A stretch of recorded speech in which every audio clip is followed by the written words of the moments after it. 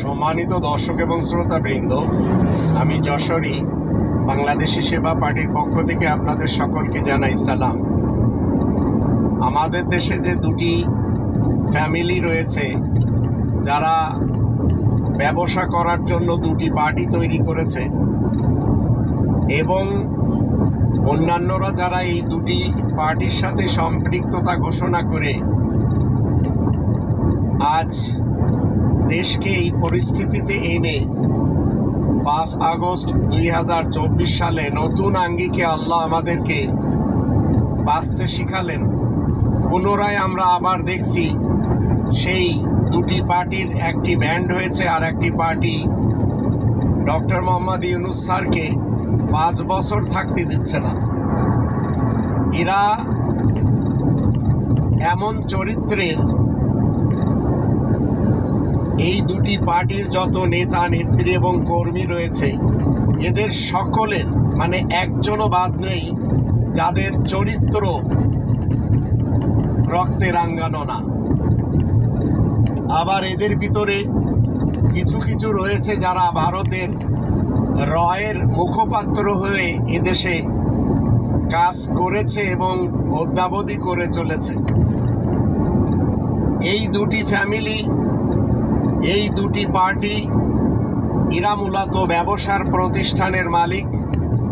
যাকে ইচ্ছা তাকে ক্রস ফায়ার দিয়েছে, এরা যাকে ইচ্ছা তাকে গুম করেছে, খুন করেছে, হত্যা করেছে, নির্বাসন দিয়েছে, যার জন্য এই জাতি গ্রেনেড হামলার ঘটনা দেখেছে। পিলখানা, শ্যাপলা চত্বর, হলি আর্টিজেন 7 মার্ডারের ঘটনা দেখেছে। এরা মরিয়া হয়ে গেছে। এক পার্টি ব্যান্ড হওয়ার পর আর এক পার্টি বুঝতেই পারছে যে তাদের চরিত্র ওদের থেকে ভালো কিছু ছিলও না, এখনও নেই, আগামীতেও থাকবে না। এভাবেই যদি আমরা বহির্বিশ্বে যাদের দেখি যারা সাংবাদিকতা করছে, আবার যারা এই পথকে বেছে নিয়েছে, ইউটিউবের রাস্তাতে যারা এসে এদেশের মানুষকে মনোরঞ্জন করছে, আবার কেউ কেউ সত্য তথ্য তুলে ধরছে, তাদের ইতিহাসও এত বেশি যে ভালো ছিল তাও না। কেউ একসময় গণজাগরণ মঞ্চের কর্মী ছিল, কেউ আবার টেলিভিশনের কর্মী ছিল, নিজে জায়গা করে নিতে পারেনি, তাই ভিনদেশে যে এখন সত্যের গুলি আওড়াচ্ছে। কোনো সমস্যা নেই, কিন্তু রাজনীতি এমন একটি প্ল্যাটফর্ম যেখানে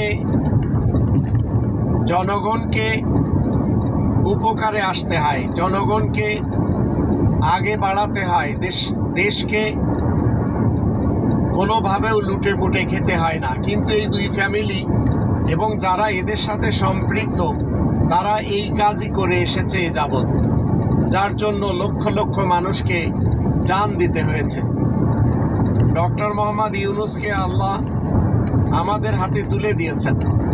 তার ভালো কাজগুলি এখন আমাদের সহ্য হচ্ছে না।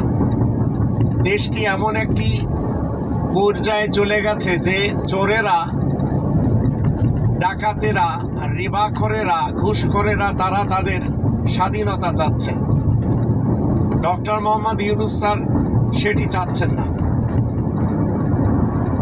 তা আমি বাংলাদেশি সেবা পার্টির পক্ষ থেকে নির্বিঘ্নে বলতে পারি, আমার বয়স আজ 56, আমি নিজের ব্যক্তিত্বের সাথে কখনো জুলুম করিনি, কখনো কোনো মানুষের একটি টাকা আত্মসাৎ করিনি, এবং কেউ করলে আমি তাকে ছাড় দিয়ে অন্তত কথা বলি না। তাই আপনারা একটু চিন্তা করে দেখুন, মির্জা আব্বাস কিংবা মির্জা ফখরুল, আবার এদের মতো অতীতে অনেকেই ছিলেন, তারা চলে গেছেন। এখন যদি এই জাতিকে ভারতের পেটের ভিতরে ঢুকানোর জন্য রয়ের শিখানো কিছু ডায়লগ মিডিয়াতে এসে বলা হয়, তাতে আমার মনে হয় না যে ভালো কোনো লাভ হবে। বিএনপির এখন উচিত 5 বছর ডক্টর মোহাম্মদ ইউনূসকে থাকতে দেওয়া।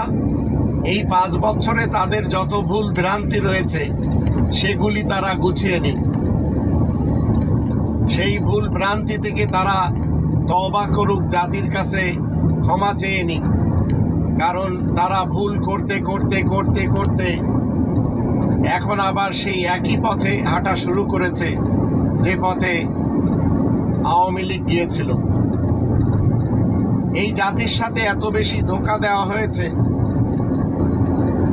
এই দুই পার্টির সাথে, পার্টির পক্ষ থেকে, এমনকি যারা এই দুই পার্টির সাথে সম্পৃক্ত ছিল। সেদিন আমি বাগেরহাটের এক ভাইয়ের সাথে কথা বলছিলাম, তিনি অত্যন্ত দুঃখ এবং কাতরের সাথে বললেন যে আমাদের এই বাগেরহাটের রাস্তা এতটাই খারাপ, অলিগলি, মেন সড়ক, কারণ যত টাকা আসতো সেই টাকাগুলি সব চলে যেত এই ফ্যামিলির মেম্বারদের পকেটে। এই দুই ফ্যামিলির কেউ ভালো কোনো কাজ যে করেছে এমনটি নজির পাওয়া মুশকিল। ডক্টর মোহাম্মদ ইউনূস স্যারের যে বয়স, সেই বয়স হিসেবে আমি আপনাদের সকলকে বলতে চাই, আপনারা ওনাকে একটু সময় দেন। উনি এই দেশকে অন্তত কিছুটা হলেও তো ভারত মুক্ত করে দিতে পারবেন। পৃথিবীর যারা যারা বড় বড় শক্তিদের সাথে হাত মিলিয়েছে তারা উচ্চ শিখরে পৌঁছে গেছে। মালয়েশিয়া বলেন, সিঙ্গাপুর বলেন, আবার ভিয়েতনাম বলেন। এভাবে ভারতের ইতিহাস যদি আমরা দেখি, তার চারিপাশে যারা রয়েছে তাদের কারোর সাথে ভারতের সম্পর্ক ভালো না। আর চায়নার বর্ডারে ভারত কখনো গুলি করতে পারে না, পাকিস্তানের বর্ডারেও পারে না নেপালের বর্ডারেও। কিন্তু আমাদের বর্ডারে প্রতিনিয়তে আমাদের দেশের নিরীহ লোকজনকে পাখির মতো গুলি করে মেরেছে, আবার ফিলানির মতো একটি বোনকে কাঁটাতারে ঝুলন্ত অবস্থায়ও রেখে দিয়েছে। তার পক্ষেও আবার আমাদের দেশে অনেক সাংবাদিক ছিল, এখনো আছে। কারণ সাংবাদিকতা এমন একটি পেশা যেটি আমি আমার জীবনে দেখেছি। এটি হচ্ছে ধর্মজীবী মোল্লা সমাজ যেভাবে দরবারি হয়ে দেশের প্রধানের চাটুরিকতা করে ডাল রুটি কামায়, যেমন মৌলানা ফরিদ উদ্দিন মাসুদ, আরও অনেকে আমাদের দেশে রয়েছে, মুফতি রুহুল আমিন বাইতুল মুকাররমের খতিব, এরা সবাই একসময় খালেদার সাথে ছিল, আবার হাসিনার সাথে এসে কওমি জননী বানিয়েছিল, শুকরানা মাহফিলও করেছিল। এই মৌলবী সমাজ আমাদের দেশে উলামায়ে কুফফার নামে পরিচিত। এরা সত্যকে গোপন করে, তাই এদেরকে উলামায়ে কুফফার বলা হয়। এরা কোরআনের কোনো কিছু জানে না, হোক সে চরমনার পীর অথবা হিফাজতের প্রধান অথবা তরিকত প্রধান অথবা জামাত শিবিরের কেউ। এদের সাথে কোরআনের ন্যূনতম সম্পর্ক নেই। তবে এরা মুখে একটা স্লোগান দেয়, আমরা আল কোরআনের আলো ঘরে ঘরে জালো, এই স্লোগানে বিশ্বাসী, আমলে না। তাই এরা এ দল থেকে ও দল, ও দল থেকে এ দলে আসা যাওয়াতেই থাকে।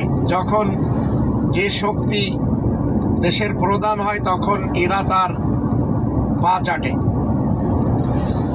আর পা চাটতে যে যদি একটু বেয়াদবি করে তখন আবার এদেরকে নির্বাসন দেওয়া হয়, আবার অনেকের জেলও দেওয়া হয়। ঠিক একই কায়দায় পলিটিশিয়ান যারা রয়েছে এই দুটি ফ্যামিলির, এই দুটি ব্যবসায়িক প্রতিষ্ঠানের যারা, এরা ভারতের সুরে সবসময় কথা বলে। এদেশে কখনো এদের কারণে সুবিচার হয়নি, কিয়ামত পর্যন্ত হবে না। এদেশের মানুষ এই দুই পার্টির ঠকবাজদের কারণে কোনোদিন ন্যায্য পাওনা পায়নি, কিয়ামত পর্যন্ত পাবে না। তাই আমি বাংলাদেশি সেবা পার্টির পক্ষ থেকে আপনাদের সকলকে বলতে চাই, এই দুই পার্টির নেতা নেত্রী এবং কর্মী, এদের চরিত্র সম্পর্কে আপনাদের জানা আছে। এদের মুখ ভারতের মুখ, এদের চরিত্র ইবলিস এবং শয়তানের চরিত্র। যতদিন এরা না মরবে ততদিন এরা ঠিকই ভারতের গুণকীর্তন গেয়ে যাবে। ডক্টর মোহাম্মদ ইউনূস স্যার একজন ভারত মুক্ত ব্যক্তি, কিন্তু আমাদের জানতে হবে যে ওনার এই ৮৬ বছর বয়সে আর কতই বা চাওয়া পাওয়া থাকতে পারে, তবে উনি চাচ্ছেন দেশটি কিছুটা হলেও শুধরে যাক। মৃত্যুকে উনি ভয় পান না, তাই উনি সবসময় বলেন মৃত্যুকে যারা ভয় পায় তারা সর্ব জায়গায় ভয় পায়। তো আমরা যাদের দেখছি, এই নেতা নেত্রী এবং কর্মী সমাজ অতীতকাল থেকেই দুর্নীতিবাজ, দুষ্কৃতিকারী, ভ্রষ্টাচার এবং নৈরাজ্য সৃষ্টিকারীদের অন্তর্ভুক্ত ছিল এবং আছে। আবার এদের রাস্তা ধরে যারা মানুষের কাছ থেকে বিকাশের মাধ্যমে টাকা নিয়েছে, আবার বাবা চোর ছিল, সেই চোরের পুত্র আবার পার্টি তৈরি করেছে। আবার এমনও রয়েছে নিজের স্ত্রীকে তালাক দিয়ে তার পাওনা অধিকার না দিয়ে নতুন পার্টি তৈরি করে বসে আছে। এই চরিত্র যারা ধারণ করে নিতে পেরেছে, অমানবিক চরিত্রের অধিকারী যারা, তারাই এদেশের ছোট ছোট পার্টির মালিক। আবার বড় বড় পার্টির মালিকেরা তারা চলে গেছে ভারতের দাসখতের দিকে। আপনাদের চিন্তা করতে হবে, যদি আপনারা 18 কোটি মানুষ সবাই কোটিপতি হতে চান, বাংলাদেশি সেবা পার্টিকে আনতে হবে। কারণ 8 নম্বর সূরা আল আনফালের প্রথম আয়াতের দৃষ্টিতে এরা চায় খনিজ সম্পদের অর্থ দিয়ে জনগণকে দাঁড় করাতে। আর খনিজ সম্পদ, মাটির তলের যত সম্পদ রয়েছে, মাটির উপরের এবং পানিতে যত সম্পদ রয়েছে, শুধু তাই নয়, দেশের যে আমাদের রিজার্ভ, এই রিজার্ভও খনিজ সম্পদ। একটি বাজেটের টাকা যদি 18 কোটি মানুষকে দেওয়া হয়, তো 1 কোটি করেই তো টাকা পেতে পারে তারা। কোনো ফ্যামিলিতে 10 জন, কোনো ফ্যামিলিতে 5 জন, কোনো ফ্যামিলিতে 2 জন 3 জন রয়েছে। এই হিসাবে যদি সবাইকে বন্টন করে দেওয়া হয় একটি বছরের বাজেটের টাকা, তাহলে বাংলাদেশ গরিবী মুক্ত হতে পারে। এইভাবে এই দেশের মানুষকে যদি একবার একত্রিত করা যায় সত্যের উপরে, যাতে তারা সবাই রাজি আছে, তাহলে দেশ স্বর্গময় হবে, তাতে কিঞ্চিত সন্দেহ নেই। আর এর জন্য বাংলাদেশি সেবা পার্টির একবার হলেও দরকার। মনে রাখবেন, চরিত্র যারা একে অপরের হরণ করে চলেছে, চরিত্র হননকারী যারা রয়েছে, এরাই মূলত আজ আমাদের দেশে রাজনীতিবিদ হয়ে আছে, অথচ এরা দুর্নীতিবাজ। 2 শ্রেণীর লোকদের থেকে আপনাকে আমাকে দূরে থাকতে হবে সবসময়। এক শ্রেণীর হলো যারা ধর্মকে ইস্যু করে রাজনীতি করে, ধর্মের বক্তা, পীর, হুজুর, জামানার ইমাম এবং কোকিল কণ্ঠ সুর যারা মানুষকে শুনিয়ে হ্যাপনোটাইজ করে চলেছে। আর এক শ্রেণীর যারা দুর্নীতিবাজ পলিটিশিয়ান। এদের থেকে যদি আপনি আমি দূরে না থাকতে পারি, তাহলে এদের সুন্দর সুন্দর কথাই আমাদের শুনে যেতে হবে। আর এরা সব সময় বলবে আমরা সুবিচার করব, আমরা খাদেম হব, আমরা জনগণের উপকারে আসব। মূলত এরা সবাই খুনি। এরা সুযোগ পেলে জনগণকে কিছুই দেবে না, শুধু দিবে গুলি। তাই এদের থেকে সাবধান। আমি অস্বীকার করি না বিএনপির কর্মীরা 15 বছর না খায়া ছিল, অনেক অত্যাচার অবিচার সহ্য করেছে, মা মরেছে, বাপ মরেছে, জেলে থাকার কারণে বাপের জানাজা পড়তে পারে নাই, যার জানাজা পড়তে সেটি ডান্ডা বেরিয়ে পড়ে। সেই বিএনপির একটা কর্মী যখন পেটে ভাত থাকে না, যদি 10টা টাকা রোজগার করতে চায়, তার যদি দুর্নাম হয়। আমাদের প্রিয় রাসূলের নামে এই নাস্তিকের বাচ্চা কত বড় একটা মিথ্যা কথা বললো। সবাই মনোযোগ সহকারে ভিডিওটা দেখুন আর শেয়ার করে দিয়ে সবাইকে দেখার সুযোগ করে দিয়েন। আমার বাড়ির সামনে থেকে আল্লাহ রসুল আমার এই বাম হাতের এই জায়গায় ধরে নিয়ে একটা মাহফিলে গিয়ে সেখানে স্বয়ং রসুলুল্লাহ বয়ান করলেন।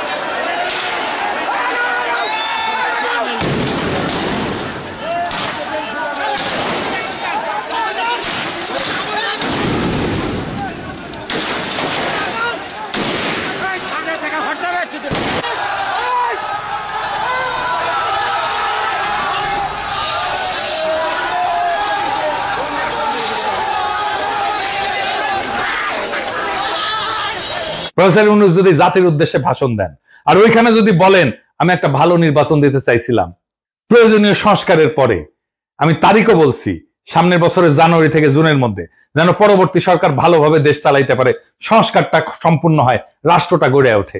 কিন্তু ভারত সেনাপ্রধান এবং বিএনপি যৌথভাবে ডিসেম্বরের আগেই নির্বাচন চায়।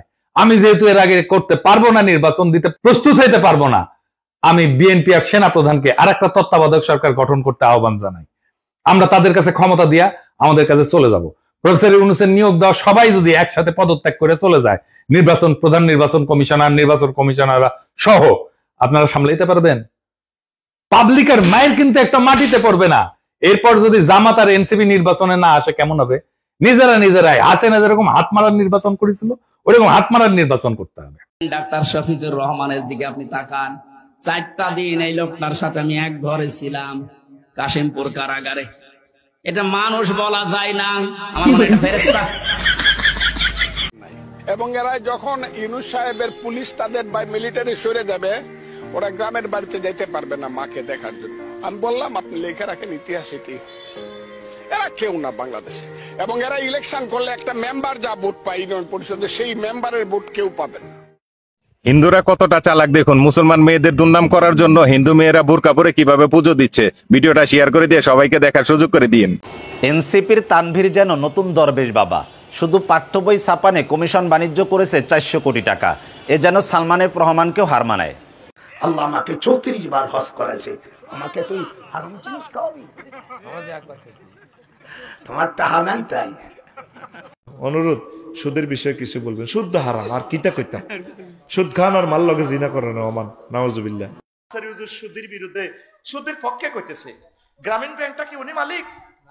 35 লাখ মানুষ, এটা প্রত্যেকে গ্রামীণ ব্যাংকের মালিক। বুড়ো মানুষটা ডক্টর ইউনূস সাহেবের জন্য দোয়া করেন, তাকে সহযোগিতা করেন, আর না পারেন তার জন্য দোয়া করেন। একদিন কাঁদবেন, যেই কাঁদার আর সবে সাদেক হবে না, একদিন তার জন্য কাঁদবেন। উনি মেসেজ দিছে প্রত্যেকে স্বাবলম্বী হয়েছে। সুদ কে খায় না রে ভাই? আমার হেডের ভিতরে তো সুদ আছে, আফসারির এই রুমালটাও তো সুদে আছে। আমার জিরবাতে 1 টাকা সুদের পয়সা লাগার আগে আল্লাহ তুমি আমাকে হত্যা করিও, দুনিয়া থেকে তুমি আমার উড়ে নিয়ে যাইও, তোমার কাছে আমার বড় দাবি, বড় দরখাস্ত রইল। কেমনে রে মুসলমান সুদ খায়? হায় হায়, প্রত্যেক গ্রামে গ্রামে সুদের ব্যবসা আসেনি? আমার সরসিতাতে আসেনি? তুমি কেমন করে আমার নবীজির দপ্তরে, উম্মতের দপ্তরে নাম লেখাইতা? হুর কুত্তা বিলায়।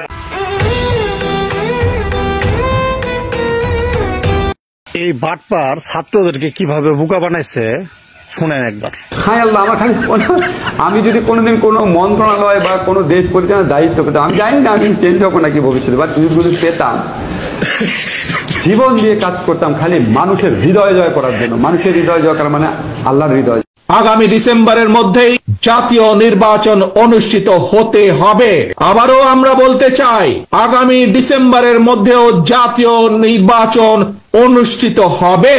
অতীতেই বাংলাদেশে রেকর্ড রয়েছে 3 মাসের মধ্যে জাতীয় নির্বাচন অনুষ্ঠিত করা সম্ভব, কিন্তু আজ আমরা দেখছি 10 মাস পার হয়ে গেল, অন্তর্বর্তীকালীন সরকার নির্বাচনের দিনক্ষণ ঘোষণা করছে না। আমরা ফ্যাসিবাদ মুক্ত বাংলাদেশে জনগণের সরাসরি ভোটে, জনগণের কাছে জবাবদিহিমূলক, জনগণের কাছে দায়বদ্ধ একটি সরকার দ্রুত দেখতে চায়। অন্তর্বর্তীকালীন সরকারের প্রতি আহ্বান, আগামী ডিসেম্বরের মধ্যেই জাতীয় নির্বাচন অনুষ্ঠিত হতে হবে। আবারও আমরা বলতে চাই, আগামী ডিসেম্বরের মধ্যেও জাতীয় নির্বাচন অনুষ্ঠিত হবে। নতুন প্রজন্মের প্রিয় ভাই বোনেরা, আজকের এই সমাবেশ, প্রিয় দেশবাসী, আগামী ডিসেম্বরের মধ্যে আপনারা জাতীয় নির্বাচন অনুষ্ঠান যাতে অনুষ্ঠিত হয় তার প্রস্তুতি নিতে শুরু করুন। কারা রাষ্ট্র পরিচালনা করবে, কারা আপনাদের প্রতিনিধি হবে, জাতীয় নির্বাচনে আপনারা ভোট দিয়ে আপনাদের সেই প্রতিনিধিকে আপনারা নির্বাচিত করবেন। প্রিয় সমাবেশ, আমি চাই যে বিএনপি যাতে এই দেশে ক্ষমতাতে না আসে, কারণ বিএনপি বর্তমানে যা করতেছে আওয়ামী লীগের চাইতে বেশি করে ফেলতেছে ক্ষমতায় আসার আগেই। আওয়ামী লীগ বলেন আর বিএনপি বলেন, দুটোটা এক গোয়ালের গরু ভাই সরকার।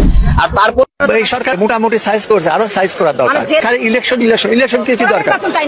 আমরা নির্বাচন চাই, এই সরকার আরো মিনিমাম 5 বছর থাকবে, যে আসবে সেই খাবে। আমরা এই খাওয়া চাই না, আর এই গুম খুন এটা আমরা চাই না, ন্যায় বিচার চাই। না, কোনো নির্বাচন দরকার নেই, কোনো নির্বাচন দরকার নেই। কিসের জন্য নির্বাচন দরকার? নির্বাচন সরকার তো আমরা ছিল, বিএনপি ছিল, জাতীয় পার্টি ছিল, কি করেছে বলেন তো? কি করেছে? মানুষ কিভাবে হাহাকার, এখন তো মানুষ খাইতে পারছে, সবকিছু সুন্দরভাবে চলছে, কোনো হাহাকার নাই। বিএনপির যত কর্মী আছে প্রস্তাব কইরা দিলে নাকি সব ভাইসে যাবে। এই অন্য আপনাকে বিনীত অনুরোধ করি, গত 16 বছর আপনার প্রস্তাব করতে নিষেধ করছে কেডা? মানে গত 16 বছর আপনি প্রস্তাব করেন নাই কেন? আল্লাহর রাস্তায় বলেন। মানে আবারও বিএনপি কে বলে, জামাত ইসলামী বলে। যারা নির্বাচন চায় না, যারা নির্বাচন চায় না তাদের রাজনীতি কিসের রাজনীতি? এটা তো একটা প্রশ্ন আছে না। আওয়ামী লীগের লোকজন, আওয়ামী লীগের নেতাকর্মী যারা আওয়ামী লীগ করে, তারা যদি বিএনপিতে আসতে চায়, তারা রাতের অন্ধকারে বিএনপিতে আসলে হবে না। আপনারে ফোন দিলে, আমারে ফোন দিলে হবে না।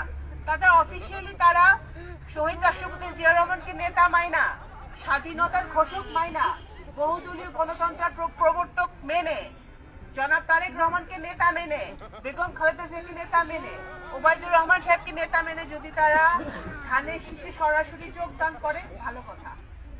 শেখ হাসিনা ছিল বাংলাদেশ 17 লক্ষ প্রজাতন্ত্রের কর্মকর্তা কর্মচারীর প্রধানমন্ত্রী, আর ইউনূস সরকার জনগণের প্রধানমন্ত্রী। So he is non cooperated by the administration. Very simple. আপনি যখন জনগণের পক্ষে থাকবেন, প্রশাসন চাকর হয়ে যাবে। এই যে মাশাআল্লাহ, আমাদের দেশে মনে করেন চাঁদাবাজিরও খুব সুন্দর আইডি কার্ড থাকে, দিতে হয়। আর আছে কোথাও বলেন? না না ভাই, চাঁদাবাজি রোধ করতে এই যে এই ড্রেস পরা লোকগুলো দেখতেছেন, এদের যেখানেই পাবেন পিটাবেন ভাই, পিটাবেন, সেই পিটাইবেন। এরা বলে চাকরি করে, এরা বলে কাজ করে বলে। খালি জাহান্নাম বয়ান করি। জাহান্নাম কোথায় জানো? 5 মাইল খনন করলে জাহান্নাম পাওয়া যাবো, তার এক মনোভাব। 5 মাইল খনন করলে জাহান্নাম পাবেন।